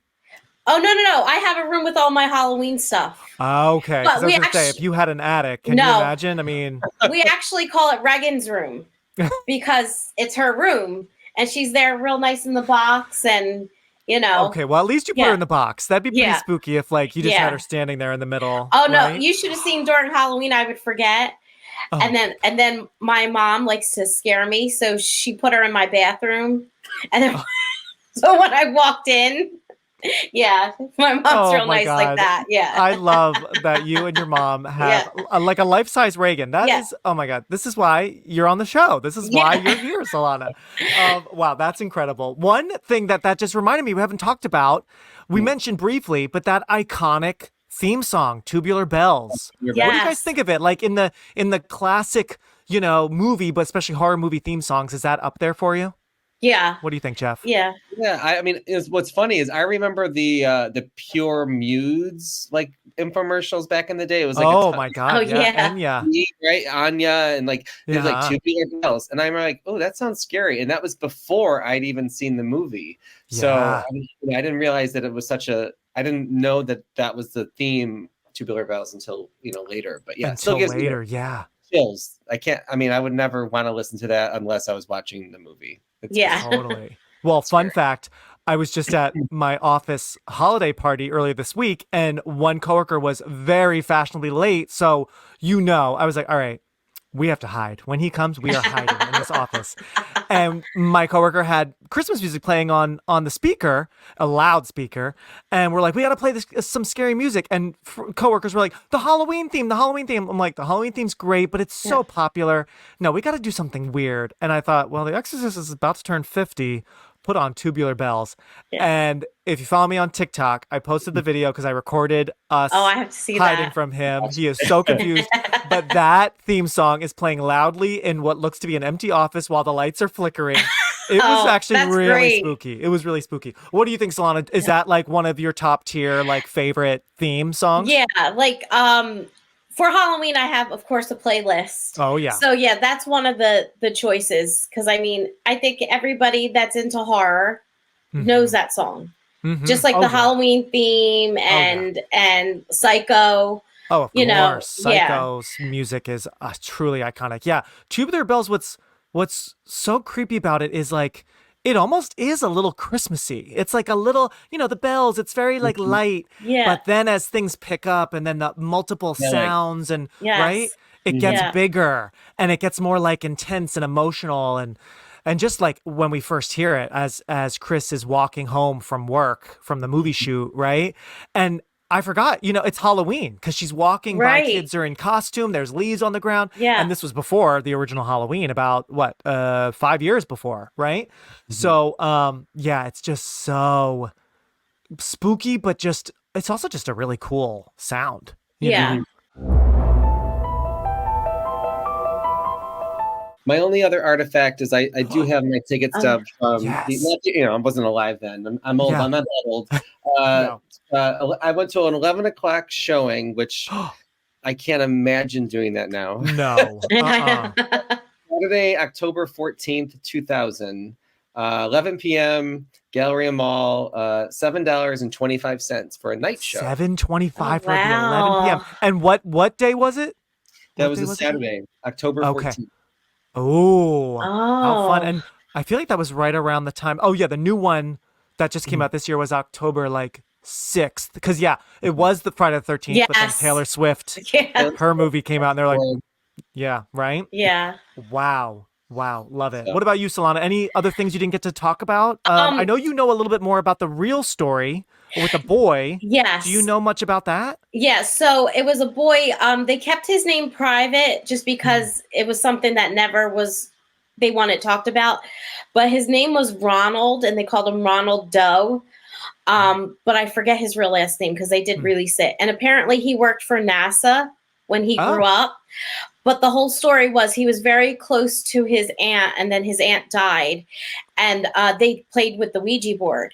So when she died, he wanted to contact her, and then all of a sudden they heard the scratches in the wall. Oh my gosh. Furniture would move, and this was, I think, outside of DC. So like, yeah, in the suburbs. That's why they made Regan and Chris be in DC, and all these strange things were happening. He was really a good kid at, normally, but then he started cursing and he was acting like very strange. He started having carvings appear on his stomach. Wow. And one said St. Louis. So they brought him to like a Jesuit like monastery in St. Louis, and that's where they performed the exorcism for like weeks. Wow. And during one of the exorcisms, he had so much strength in him that he put his hand through the mattress, grabbed a spring, and cut the priest down the arm. Oh, yeah. And then he used to like just do voices, and he used to do like Woody Woodpecker. Oh. And it was just like real creepy. And like, yeah. And the nurses didn't want to go in his room, and he would like spit. Like you could be across the room, and it wasn't pea soup, but he would spit like right in your eye. Like, oh my God. Yeah. Wow. So the book and movie really, I mean, yeah. most of what you're saying is very similar. Yeah. William Peter Blatty, he read, it was a very, very small article. And then that's what got his attention. And then he interviewed some of the priests that were still alive. He went to the Jesuit hospital, and they had like the notes like hidden because they didn't want anybody to read it because it was just so, Yeah, so shocking. But then there's actually like on like the Discovery Channel or Travel, they have a whole documentary about the actual boy. Oh. It's pretty interesting. Yeah. And but I think William Peter Blatty wanted to change it to a girl just because he wanted it to be different but similar in ways to the true story. It's probably safer legally, maybe. Yeah. And then also just seeing a girl do this crazy stuff to herself, right? Yeah. And so now they're, like I said, I watch all those ghost shows and everything, and they did a live in the house that he used to live in. Oh. But nothing really like came about. Yeah. Like I think Sort of they just hyped it up. The book is pretty interesting. It's called Possessed, and I'll tell you who it's by. It's by Thomas B. Allen. Wow. Okay. Yeah. And it's an easy read, and it's supposedly based on the true story. I believe we should begin. You will mix lies with the truth to attack us. Do not listen.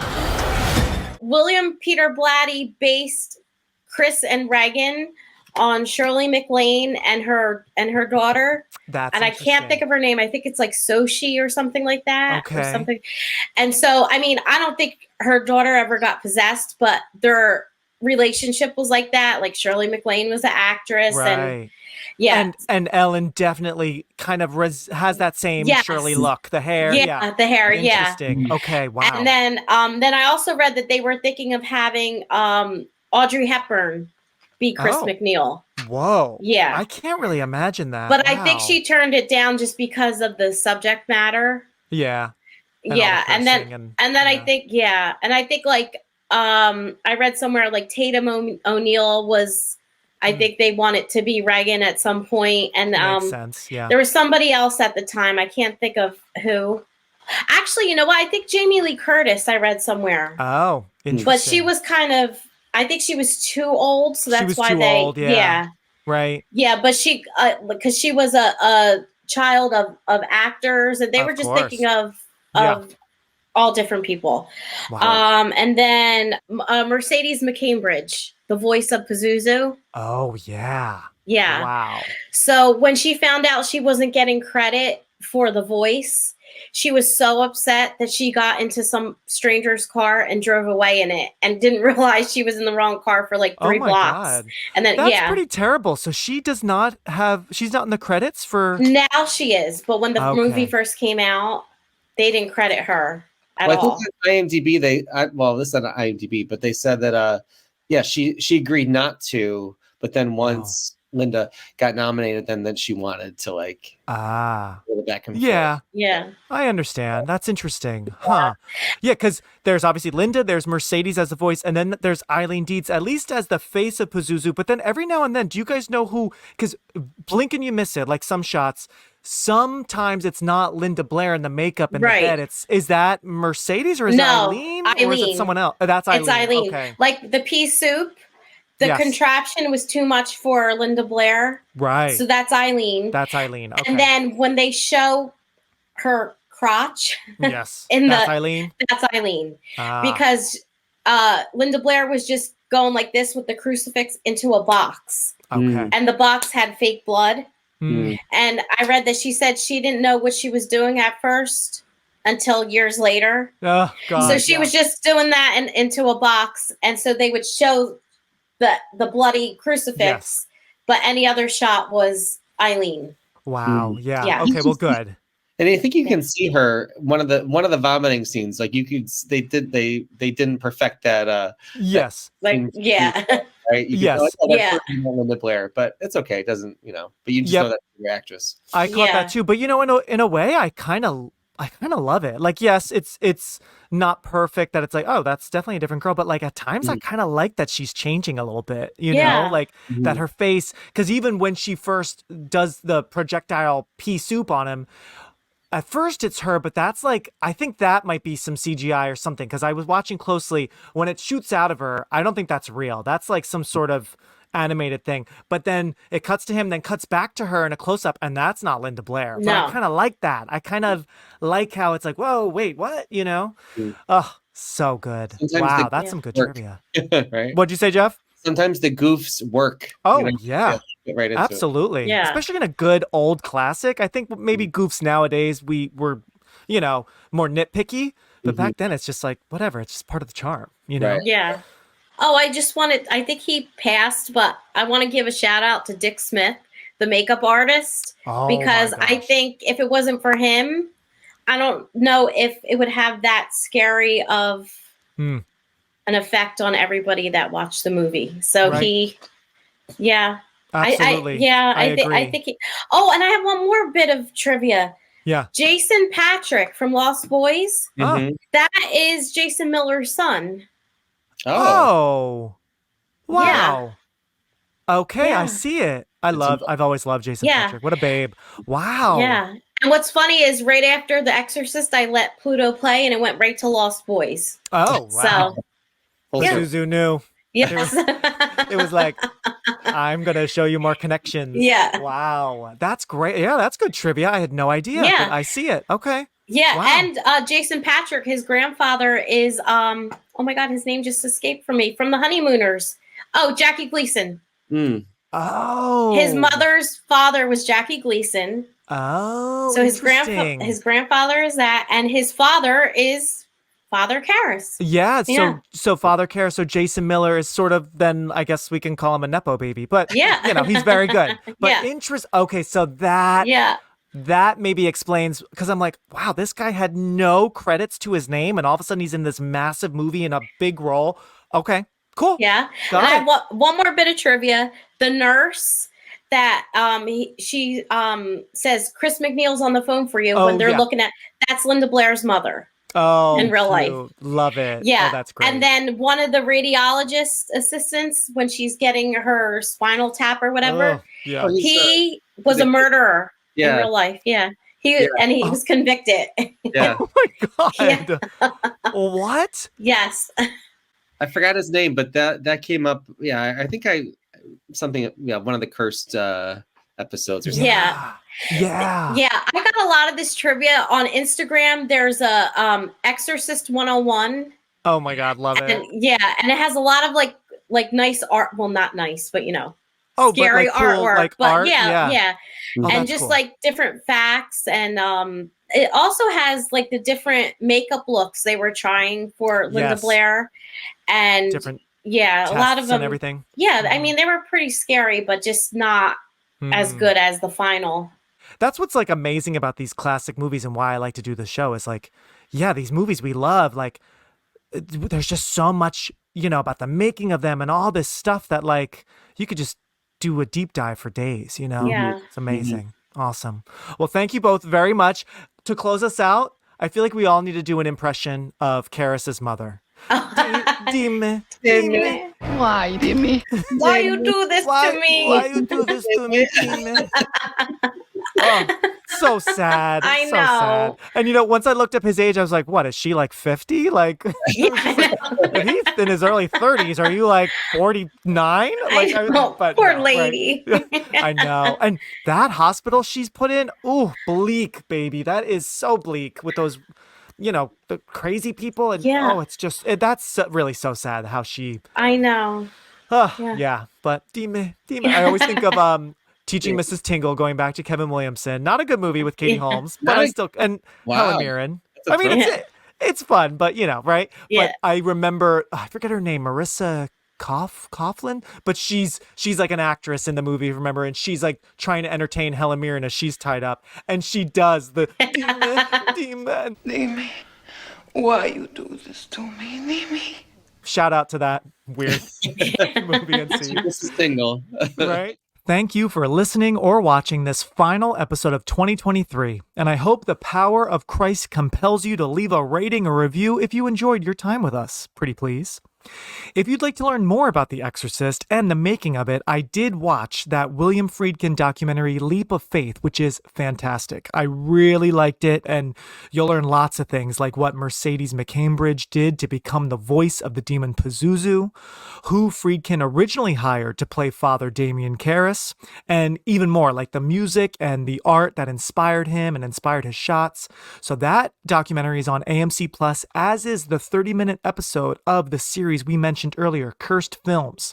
And that first episode of the show is about this movie, and I rewatched that this week, and it's super interesting as well, so check that out.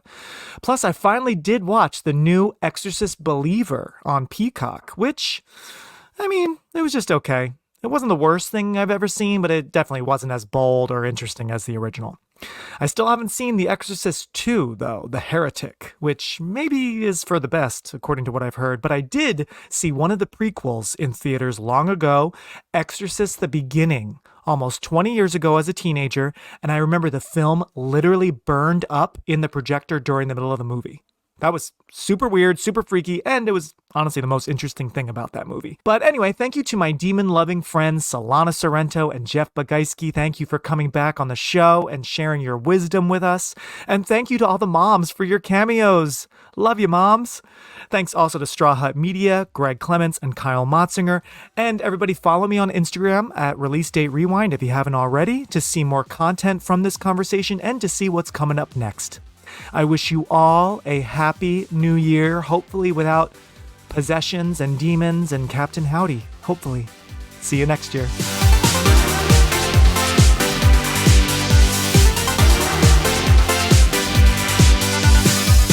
Okay. Now your phone's going off. And we don't want anybody to know that we were witches. That you were witches? What are you? Mom, I can't. Cut. Try this again. Part 3. All right, let me ask and wait a second so he could edit it. Okay. Don't start talking right away. Okay. When did you first see The Exorcist? Oh. Go? Yes. Oh my God.